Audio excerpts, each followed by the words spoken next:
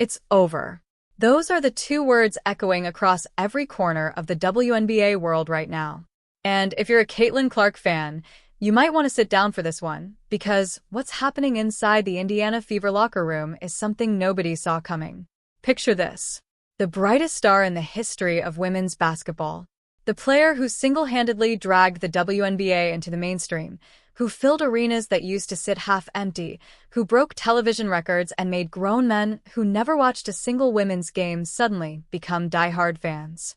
And now imagine that same player, the face of the entire league, the reason the Indiana Fever became must-see TV, and the whispers are that the two people who should be protecting her the most, her own head coach and her own star teammate, might not want her there at all. Sounds impossible, right? Sounds like the kind of drama you only see in movies. But over the last few weeks, something has been building. Something you could feel through the television screen. A tension, a coldness, a moment caught on camera that set the internet on fire and had millions of people asking the same question. What is really going on with Caitlin Clark and the Indiana Fever? So today, let's slow it all down. Let's rewind the tape. Let's walk through exactly what happened, piece by piece, moment by moment, so that by the end of this, you'll understand the full story. Not the headlines. Not the screaming reactions. The actual story. Because trust me, it's messier, more human, and way more fascinating than any clickbait can capture. Let's get into it. To understand where we are, we have to go back to the beginning. We have to understand who these three people even are, because this whole drama only makes sense once you know the players in it. Start with Caitlin Clark. By now, you probably know the name even if you've never watched a basketball game in your life. She came out of the University of Iowa like a comet. She wasn't just good. She was rewriting record books. She was launching three-pointers from distances that made no sense, flinging no-look passes that left defenders frozen, and doing it all with a swagger and a fire that people couldn't look away from. When she declared for the WNBA, she didn't just enter the league. She changed it. Ticket prices tripled. Arenas that used to echo with empty seats suddenly sold out months in advance. Television ratings exploded to numbers the league had never dreamed of. She became, almost overnight, the most important athlete in her entire sport. And she landed with the Indiana Fever. A young team, a rebuilding team, but a team that suddenly had the golden ticket. Caitlin Clark in a Fever jersey meant every single game they played became appointment viewing. The pressure on her was enormous, but she seemed built for it. She wanted the ball in the biggest moments. She wanted the spotlight. She wanted to win. Now bring in the second name, Kelsey Mitchell. And here's where it gets interesting, because Kelsey Mitchell was there first. Long before Caitlin Clark ever pulled on a Fever jersey, Kelsey Mitchell was quietly, steadily becoming one of the best pure scorers in the entire league. She's fast, she's smooth, she can pull up from anywhere on the floor, and she's been putting up big numbers for years while most casual fans barely knew her name. She's the kind of player who does the work in the shadows, the kind who watched a franchise struggle season after season and stuck around through all of it. And then, almost overnight, the whole world started revolving around the new rookie. Think about that for a second. Imagine grinding away at your job for years, being the best at what you do, and then a new hire walks in and suddenly every camera, every headline, every conversation is about them. Not because they hadn't earned attention. Clark absolutely earned it.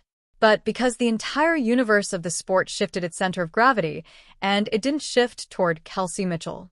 Now, to Kelsey Mitchell's enormous credit, she has responded not with bitterness, at least not publicly, but with production. This season, she's been absolutely on fire. We're talking 22, 25, 29 points a night. She reached a career milestone of 5,000 career points.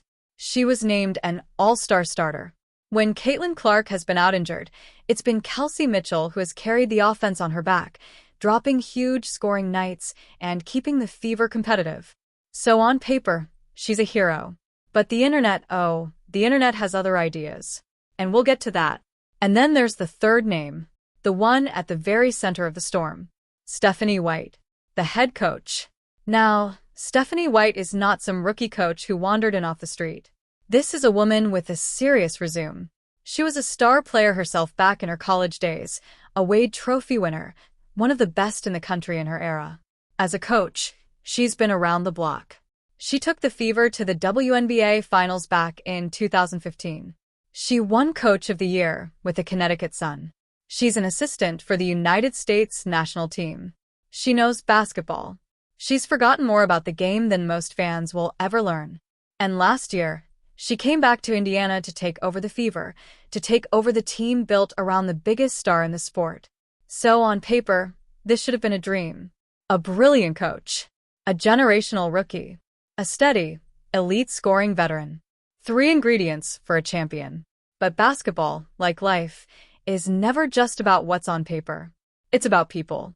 It's about egos and pressure and expectations and the tiny cracks that form when things don't go the way everyone hoped. And this season, the cracks started to show. Let's talk about the season itself, because context is everything here. The Fever were supposed to be great. That was the expectation. With a healthy Caitlin Clark, with Kelsey Mitchell scoring, with a talented young core, fans and analysts expected this team to be a real contender. But the season did not go according to script. Injuries hit.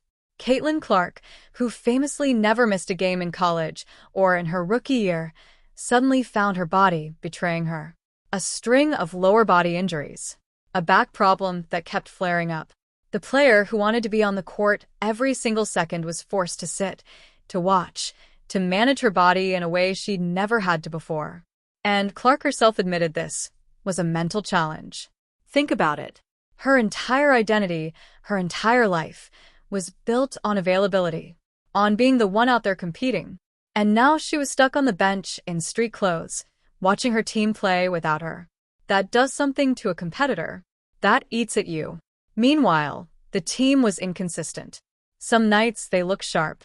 Other nights they got absolutely blown out. Their defense was a genuine problem, ranking near the bottom of the entire league in points allowed. They'd win a game they had no business winning, then lose one they should have dominated. They were hovering right around a 500 record, a 4-4, a break-even team, when everyone expected so much more. And in a market as hot as Indiana, with the eyes of the entire sports world watching every possession, mediocrity is not tolerated quietly. Every loss became a referendum. Every stumble became a story. And the pressure kept building and building. And then came the night that changed everything. The night in Portland. The Indiana Fever traveled to face the Portland Fire, and what unfolded was one of the ugliest games of the entire season. The Fever got blasted. The final score was 100-84, but it felt worse than that. They were never comfortable. From the early minutes, Portland played with more urgency, more fire, more everything. They shot the ball incredibly well. The Fever's defense, already shaky all season, completely fell apart. Rotations were slow. Players looked a step behind. It was a total collapse. And for Caitlin Clark personally, it was a nightmare. She finished with just 6 points. 6. On 1 for 7 shooting. She picked up 5 fouls in only 22 minutes on the court. For a player of her caliber, for the face of the league, it was one of the roughest, most frustrating nights of her young professional career. Nothing was falling. Nothing was working. And you could see the frustration written all over her face. But here's the thing. The final score wasn't what sent the internet into a meltdown. The box score wasn't what had millions of fans firing off angry posts at midnight. No. It was a moment. A single moment caught on camera. A moment between Caitlin Clark and her head coach, Stephanie White. During the game, as the Fever were getting run off the floor, cameras caught an animated exchange between Clark and White on the sideline. Now, when I say animated, I want you to picture it. This wasn't a calm, friendly chat. This was 2 intense people going back and forth. Body language tense. Hands moving. Faces sharp. It looked, to the millions watching at home, like an argument. Like a real, genuine, heated confrontation between a star player and her coach in the middle of an embarrassing loss. And the internet? The internet lost its collective mind. Within minutes, clips of the exchange were everywhere. Slowed down. Zoomed in. Analyzed frame by people who had never coached a day in their lives. And the theories started flying. Stephanie White is losing the locker room. Stephanie White doesn't know how to coach Caitlin Clark. Stephanie White is holding Clark back. Some fans went even further, spinning full-blown conspiracy theories, accusing the coach of deliberately undermining the very player who made the franchise relevant. The comment sections became battlegrounds. Fever fans, Clark fans, were flooding social media with fury, demanding answers, demanding change, some even demanding the coach be fired. It was chaos. Pure, unfiltered, internet chaos. And in the middle of it all sat one uncomfortable question that nobody could shake. If the coach and the star are fighting on the sideline for the whole world to see, how bad must it be behind closed doors? Now, this is the part where we have to be honest and careful because this is where the story splits into two very different versions. There's the version the internet wants to believe, the dramatic, explosive, feud-filled version. And then there's the version the people actually involved insist is the truth. And the gap between those two versions is exactly why this whole thing became such a firestorm. So, let's hear from the people who were actually there. Because a couple of days after that Portland disaster, both Caitlin Clark and Stephanie White stood in front of the cameras and addressed it head-on. And what they said might surprise you. Caitlin Clark did not act like someone in a bitter feud with her coach. Instead, she basically shrugged it off. She explained that it was simply two competitive people, two people who desperately want to win, having an emotional moment during a brutal loss.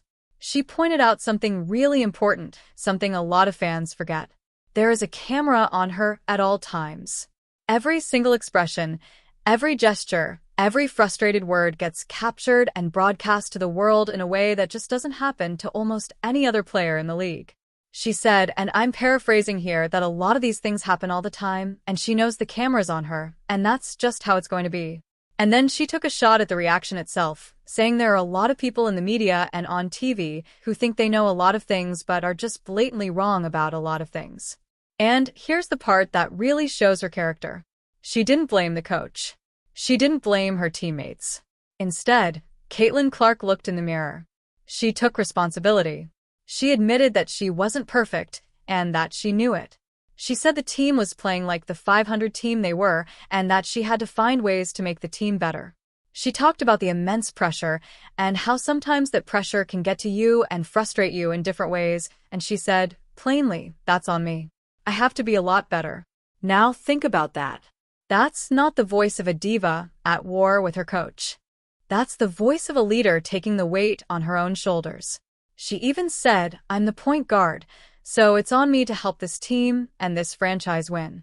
That's accountability. That's maturity. That's the exact opposite of the story the internet was trying to sell.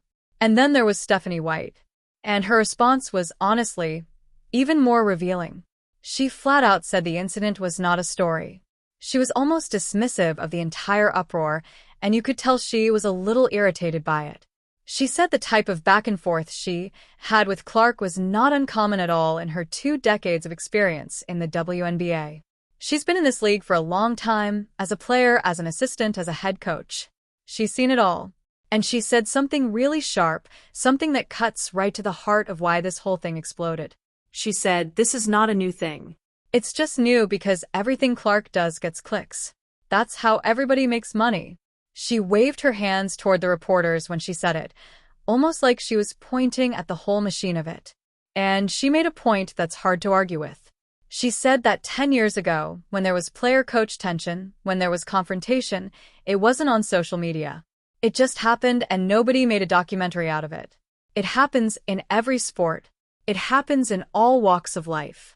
And then she said the line that, ironically, added even more fuel to the fire. She said, what happened in that moment is I was challenging a player. It's coaching is what it is. And then she added, I don't often think it becomes an issue if you're watching it in men's sports most of the time. Now, that comment about men's sports sparked its own debate because some people felt she had a point, that a fiery exchange between a male coach and a male superstar would be praised as passion, as fire, as intensity, and quickly forgotten. And other people felt she was deflecting, dodging the real question. But her core message was clear and consistent. She and Clark are two competitive, stubborn people. She actually said, we're both competitive, we're both stubborn. We're more alike than different, and hopefully we continue to bring the best out of each other. Both of them, coach and player, called their relationship great. Both said they would ride for each other. Both insisted over and over that the media and the fans had blown it completely out of proportion. So there it is, straight from the two people at the center of it. No feud, no war, just a heated moment in an ugly loss caught on camera, magnified 1,000 times by a world that watches Caitlin Clark's every move under a microscope. But here's the thing about the internet. It doesn't want the boring truth. It wants the drama. And so even after both of them tried to put out the fire, the flames kept spreading. Because once a narrative gets going, once people decide what they want to believe, facts have a really hard time catching up. And this is where we have to talk about the deeper stuff. The stuff underneath the surface. Because even if that specific sideline moment was overblown, there are real, legitimate tensions bubbling around this team. And ignoring them would be dishonest. Let's start with the coaching debate, because it's real and it's not going away. Here's the uncomfortable truth. Coaching Caitlin Clark is different. It just is. Even people who defend Stephanie White, and there are many, will admit that. White has a fantastic resume. She's won. She's been named Coach of the Year. She took a team to the finals. She didn't suddenly forget how to coach basketball. But the challenge of building a system around a player as unique, as ball-dominant, as revolutionary as Caitlin Clark is a challenge unlike any other in the sport. Clark is at her best when she has the ball in her hands, when she's orchestrating, when the offense flows through her and she can rain down threes and thread impossible passes. So the question that fans and analysts keep asking is simple. Is the Fever system actually built to unleash her? Or is it holding her back? When the team struggles, when the offense stalls, when Clark has a bad shooting night, that question gets louder and louder. And fairly or not, it lands on the coach's desk. There's also the defensive issue, which is very real. Opposing teams figured out they could attack Caitlin Clark on defense. They started going right at her in isolation, over and over.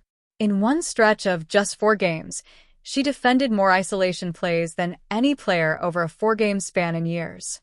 That's a target on her back. And the team's overall defense was near the bottom of the league. So when you combine a struggling defense, a target on your star, and a coach whose system is under a microscope, you get a pressure cooker. You get exactly the kind of environment where one tense sideline moment becomes a national controversy. And now let's talk about the Kelsey Mitchell layer, because this is where the teammate part of the drama comes in, and it's more subtle than the headlines suggest. Here's the reality. Kelsey Mitchell has been fantastic this season. Genuinely, objectively excellent. She's been putting up huge scoring numbers. She made the All-Star team as a starter. When Clark was out with injuries, Mitchell stepped up and dropped 29 points, kept the team afloat, hit big shot after big shot. By any measure, she's been one of the best guards in the league this year. But watch what happens in the fan world, and you start to see the tension.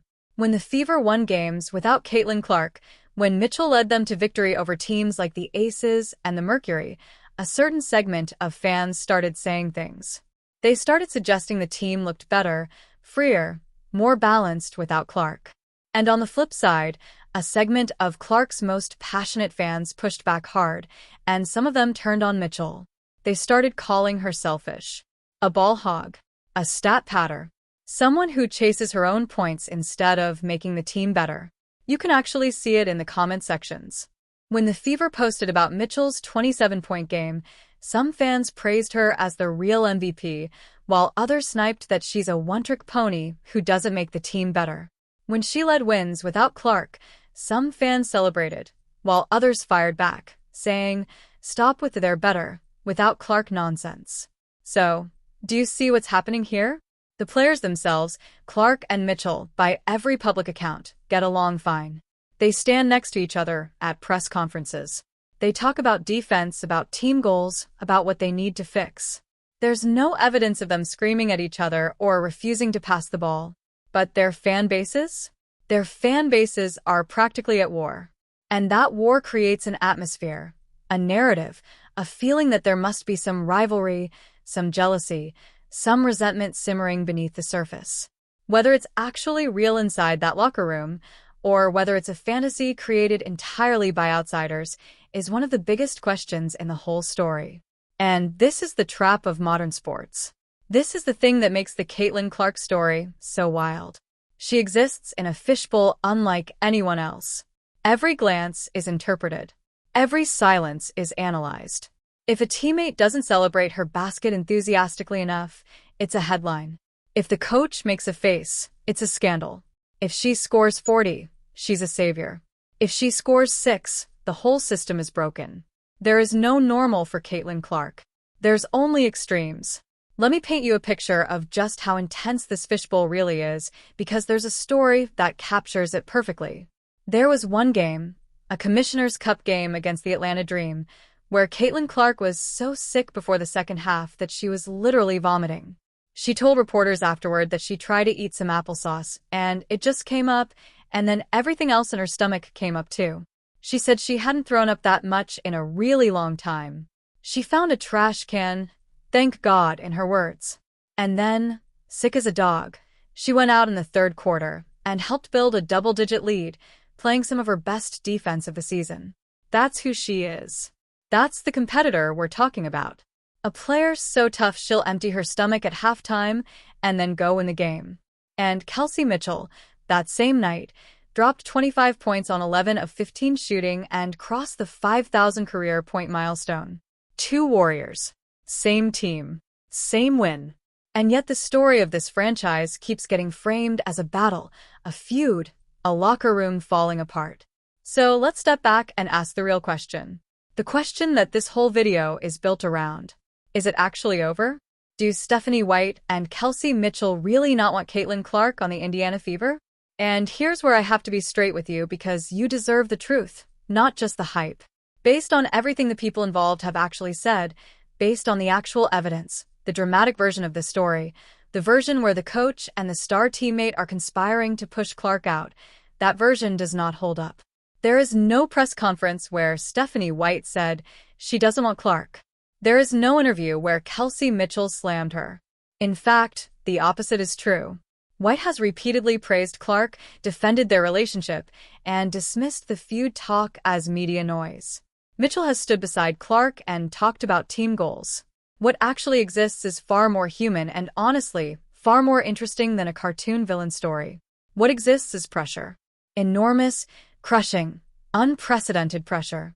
A team that was supposed to be great and is instead just okay. A superstar fighting through injuries and frustration for the first time in her life. A veteran scorer who's playing the best basketball of her career but keeps getting overshadowed and, from certain fans, disrespected.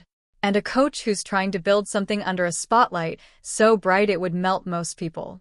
Put all of that together and you get friction. Real friction. The kind that shows up as a tense sideline moment. The kind that creates awkward press conferences. The kind that makes fans nervous and gives the internet endless fuel. But friction is not the same as a feud. Two people arguing during a blowout loss because they both desperately want to win is not betrayal. It's competition. It's fire. It's, as Stephanie White put it, just coaching. Now, does that mean everything is perfect and rosy in Indiana? Absolutely not. And this is the part you should really pay attention to going forward. There are genuine questions that will determine whether this whole thing eventually explodes for real or whether it settles into something great. The first question is winning. Nothing heals tension like winning. Nothing creates tension like losing. If the Fever starts stringing together victories, if the offense clicks, if Clark stays healthy and the defense tightens up, all of this drama evaporates overnight. Suddenly, the sideline arguments become stories of passion. Suddenly, the coach is a genius. Suddenly, Clark and Mitchell are the best backcourt in the league. But if the losing continues, if the team keeps hovering around 500, then every crack gets wider. Every argument gets scrutinized. And eventually, in professional sports, when a team underperforms, someone pays the price. Usually, it's the coach. The second question is health. Caitlin Clark's body is the single biggest variable in this entire story. When she's healthy and playing like herself, the Fever are a completely different, dangerous team, and she's the happiest, most locked-in version of herself. When she's injured, sitting on the bench, watching, managing a workload plan where she plays one night and sits the next, that's when the frustration builds.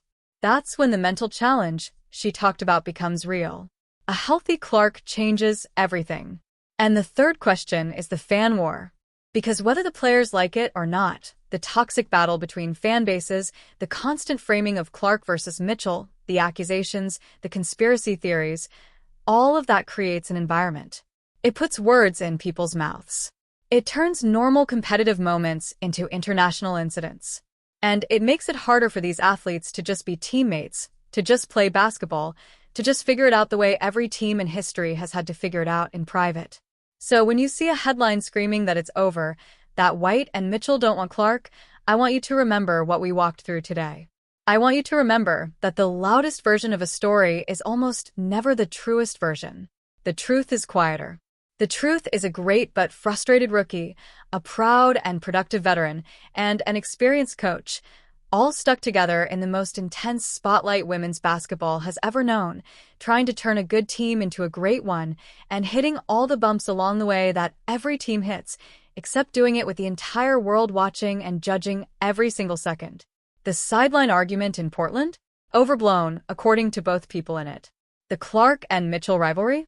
Mostly a creation of warring fan bases, not the players themselves. The coaching drama? Real questions, real pressure, but not the villain story the internet wants it to be. And the idea that they don't want Caitlin Clark, the most valuable athlete in the sport, the reason the franchise is a global phenomenon? Come on. No team on earth is trying to get rid of the golden goose. But here's what makes this whole saga so gripping and why we can't look away. Because it's real people, real emotions, real stakes. Because we genuinely don't know how it ends. Will the Fever figure it out and become the powerhouse everyone dreamed of? Will the pressure finally crack something and the coach loses her job or the chemistry falls apart for good? Will Clark and Mitchell learn to shine together or will one of them eventually have to go? We don't know. And that uncertainty, that suspense, is exactly what keeps millions of us glued to every single game. What we do know is this. Caitlin Clark is not going anywhere.